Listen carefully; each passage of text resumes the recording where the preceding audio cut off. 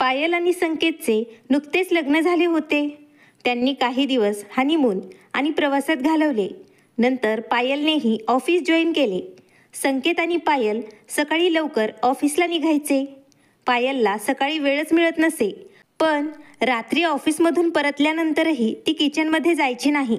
एके दिवशी ती ऑफिसवरून घरी आल्यावर तिची सासू जानकीजी म्हणू लागल्या, "सुनबाई, आज मला खूप डोकेदुखी झाली आहे.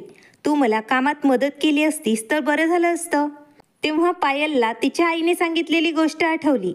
तिच्या आईने तिला लग्नाच्या अगोदर समजावले होते की मुली, सासरच्या घरी जेवण बनवण्याचा प्रयत्न कधीच करू नकोस, नाहीतर तू तुझं संपूर्ण आयुष्य स्वयंपाकघरात घालवशील.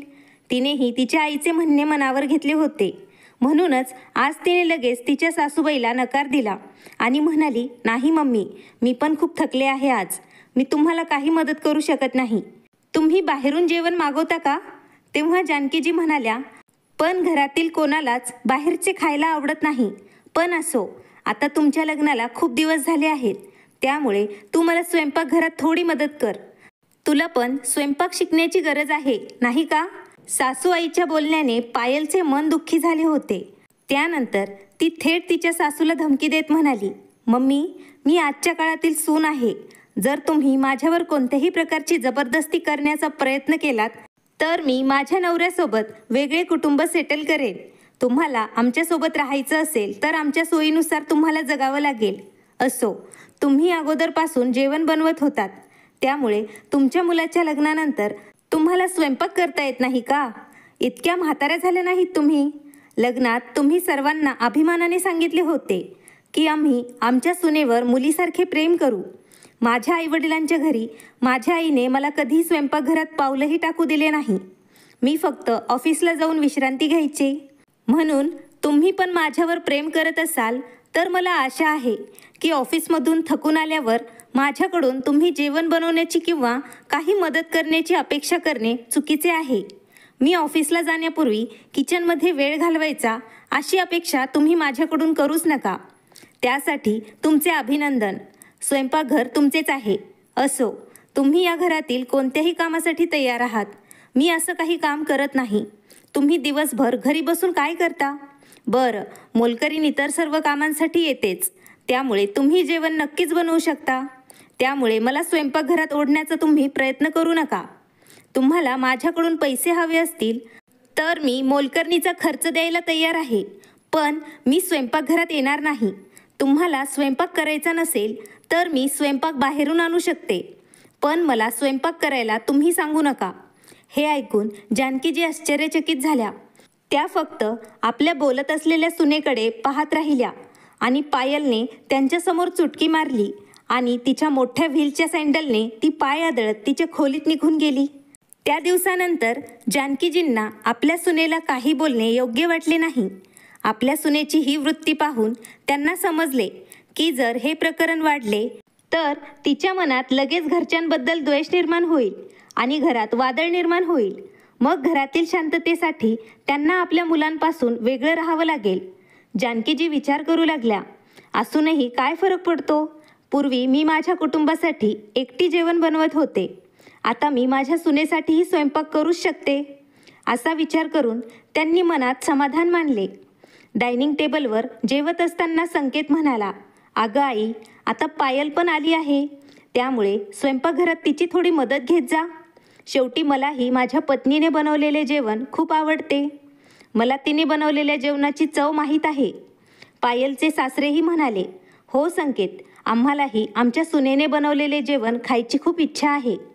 हे ऐकून पायल तिच्या सासूकडे बघू लागली.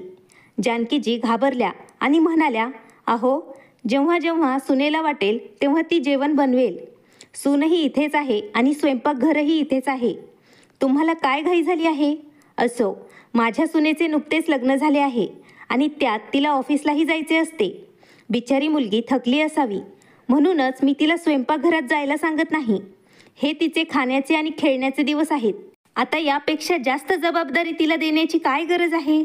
वेळ आल्यावर माझी सून स्वतःच्या जबाबदाऱ्या सांभाळेल."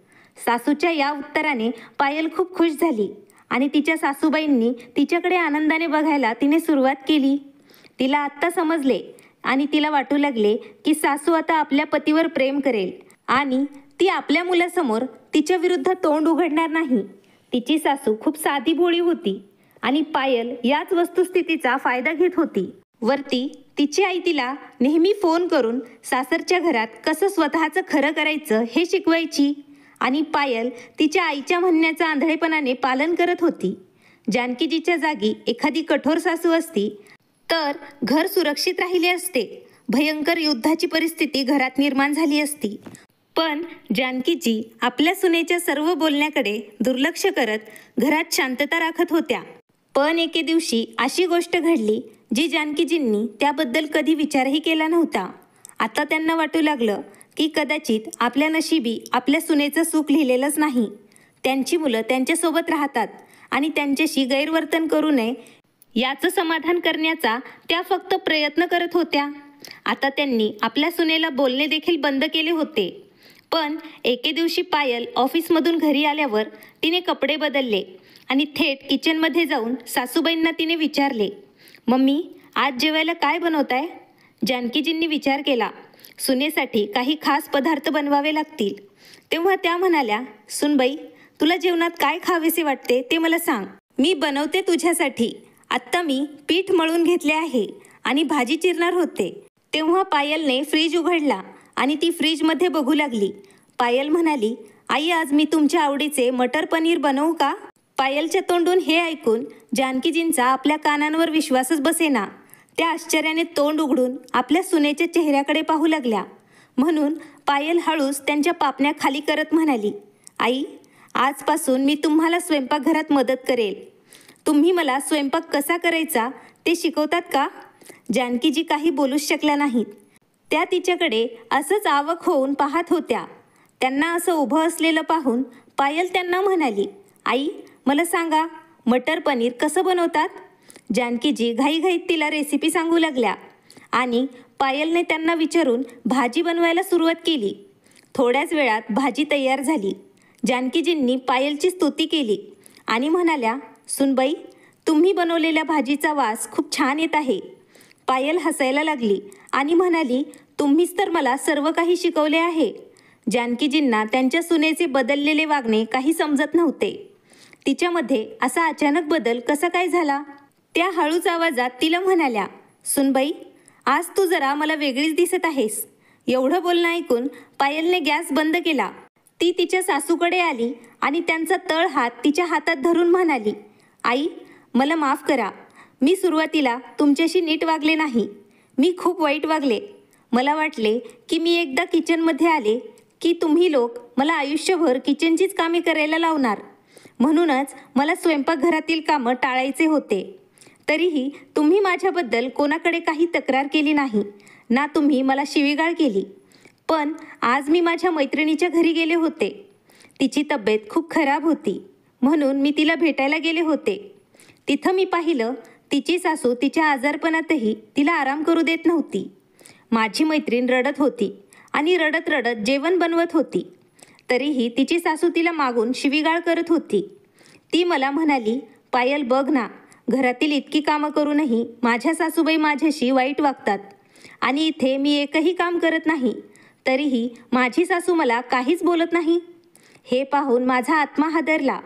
मी तेव्हा खूप रडले आणि माझ्या मैत्रिणीला न भेटता मी घरी निघून आले.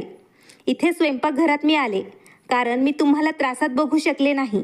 आजपासून मी निश्चय केला आहे की मला इतकी चांगली सासू मिळाली आहे त्यामुळे मी स्वतःला एक चांगली सून म्हणून सिद्ध करणार आहे. हे सर्व ऐकून जानकीजी खूप भावूक झाल्या आणि त्यांनी आपल्या सुनेला प्रेमाने मिठी मारली. दुसऱ्या दिवशी रविवार होता. रविवारच्या सुट्टीच्या दिवशी जानकीजी आणि पायल किचनमध्ये स्वयंपाक करत होत्या. तिचे सासरे आणि पतीही त्यांना किचनमध्ये मदत करत होते. संपूर्ण कुटुंब आनंदाने एकत्र स्वयंपाक करण्यात मग्न होतं. तेवढ्यात दारावरची बेल वाजली. संकेतने जाऊन दार उघडले. तेव्हा त्याला पायलची आई तिथे उभी असलेली दिसली. त्याने सासूला आदराने आत बोलवले. त्याच्या सासूने आत येऊन आपल्या मुलीला स्वयंपाक करताना पाहिले. तेव्हा त्यांना आश्चर्य वाटले. थोडा एकांत मिळताच त्या पायलला म्हणाल्या, मुली मी तुला सासरच्या घरी स्वयंपाकघरात स्वयंपाक करायला जाऊ नकोस असे सांगितले होते. नाहीतर स्वयंपाकघरात तू तुझं आयुष्य घालवशील. हे ऐकून पायल हसायला लागली आणि म्हणाली, नाही आई, असं काही नाही. माझी सासू खूप छान आहे आणि त्या माझ्या कामातील आव्हाने खूप चांगल्या प्रकारे समजावून घेतात. म्हणूनच मी पण त्यांना कामात मदत करेल असा विचार केला आहे. घरी असो अथवा बाहेर, हे माझे कुटुंब आहे आणि कुटुंबासाठी अन्न शिजवून मला खूप आनंद मिळत आहे. इथे घरची माणसंही स्वयंपाकात मदत करतात, मग मी का नाही करू शकत?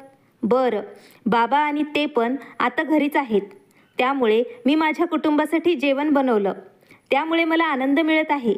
आई, आत्ता मलाही माझ्या कुटुंबासाठी आणि आईसाठी स्वयंपाक करायचा आहे. आई, उद्या माझ्या भावाचे लग्न होणार आहे आणि जर वहिनीही येऊन म्हणाली की मी स्वयंपाकघरात जाणार नाही, तर तुला कसे वाटेल? हे ऐकून पायलच्या आईने डोळे खाली केले. एवढे दिवस त्या आपल्या मुलीला चुकीचे धडे देत होत्या, पण आज त्यांच्या मुलीनेही त्यांची विचारसरणी बदलली होती. त्यानंतर त्यांनी आपल्या मुलीच्या घरात ढवळाढवळ करणे बंद केले, कारण आता पायल तिची सासू जानकीजींच्या सहवासात आयुष्याकडे एका नव्या दृष्टिकोनातून पाहत होती. मित्रांनो, खरं आहे, जर प्रत्येक मुलीने स्वतःचा विचार करून घरात चुकीचे निर्णय घेतले तर त्या घरात वाद हे होणारच. पण हे पण तेवढंच खरं आहे, ज्या मुलींच्या संसारात तिची आई ढवळाढवळ करत असेल, ती मुलगी व्यवस्थित संसार करू शकणार नाही. मित्रांनो, तुम्हाला काय वाटतं ते तुम्ही मला कमेंटमध्ये सांगा. कथा आवडल्यास नक्की लाईक, शेअर आणि सबस्क्राईब करायला विसरू नका. धन्यवाद. आभारी आहोत.